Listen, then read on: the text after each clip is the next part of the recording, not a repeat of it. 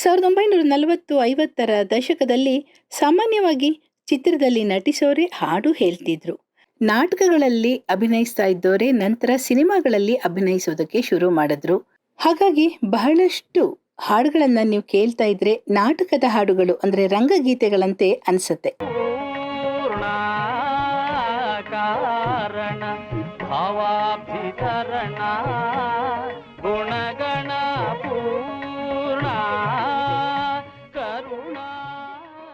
ಆಮೇಲೆ ಹಾಡು ಹೇಳಕ್ಕೆ ಹಿನ್ನೆಲೆ ಗಾಯಕ ಗಾಯಕಿಯರು ಬಂದ್ರು. ಆಗಿನ ಕೆಲ ಗಾಯಕರ ಬಗ್ಗೆ ಹಾಡುಗಳ ಬಗ್ಗೆ ಮಾಹಿತಿ ಈ ವಿಡಿಯೋದಲ್ಲಿ. ಎಷ್ಟೊಂದು ಗಾಯಕ ಗಾಯಕಿಯರ ಹೆಸರುಗಳನ್ನ ಈಗಿನ ಜನರೇಷನ್ನವರು ಕೇಳೇ ಇರೋದಿಲ್ಲ ಅಂತ ಅನ್ಸುತ್ತೆ. 1941ರಲ್ಲಿ ಬಿಡುಗಡೆಯಾದ ವಸಂತ ಸೇನಾ ಚಿತ್ರದಲ್ಲಿ ಕಮಲಾಬಾಯಿ ಅನ್ನೋರು ಈ ಹಾಡನ್ನ ಹಾಡಿದ್ರು.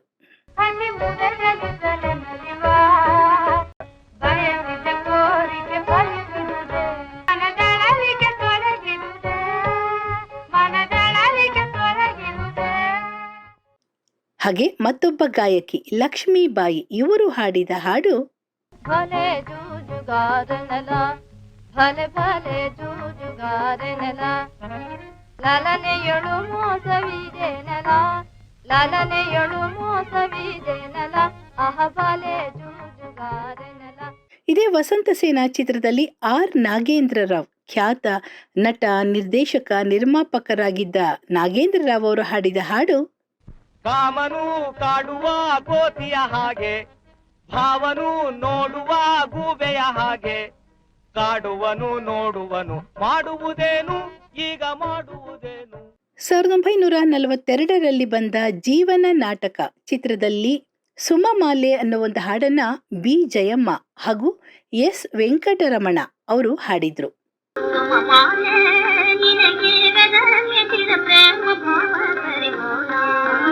ಪ್ರೇಮ ಸಾರುತ್ತಿರ ಪರಿಮಳ ದೇವನಿಂದು ನಿನಗೆ ಪ್ರೇಮ ಸಾರುತ್ತಿರ.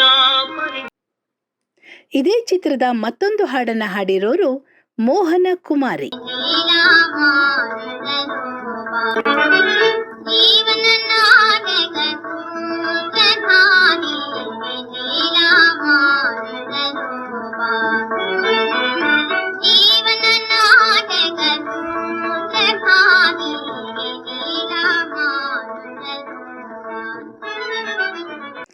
ಸಾವಿರದ 1943ರಲ್ಲಿ ಬಂದ ರಾಧಾರಮಣ ಚಿತ್ರದಲ್ಲಿ ಈ ಹಾಡನ್ನ ಹಾಡ್ತಾ ಇದ್ದಾರೆ ಎಂ ವಿ ರಾಜಮ್ಮ ನಟಿ ಹಾಗೂ ಪಿ ಕಾಳಿಂಗರಾವ್ ಅವರು.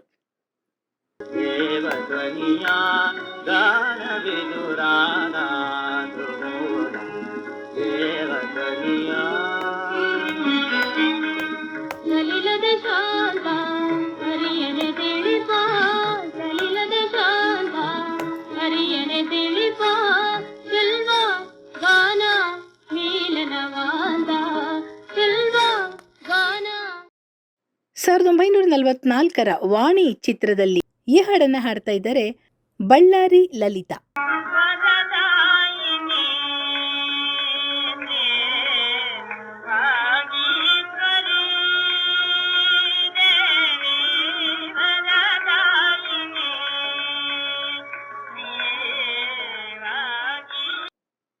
ಇನ್ನು 1947ರಲ್ಲಿ ಬಂದ ಚಂದ್ರಹಾಸ ಚಿತ್ರದ ಹಾಡನ್ನ ಅಮೀರ್ ಬಾಯಿ ಕರ್ನಾಟಕಿ ಹಾಡಿದ್ದಾರೆ ಕೇಳಿ. ಇವರು ಹಿಂದಿ ಹಾಡುಗಳನ್ನು ಹೇಳಿದ್ದಾರೆ.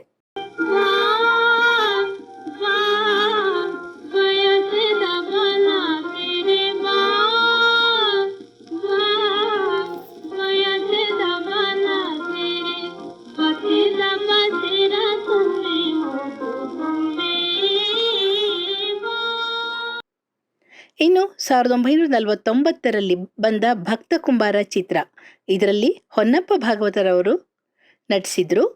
ಈ ಚಿತ್ರದ ಒಂದು ಹಾಡನ್ನ ಹೊನ್ನಪ್ಪ ಭಾಗವತರವರೇ ಹಾಡಿದ್ದಾರೆ.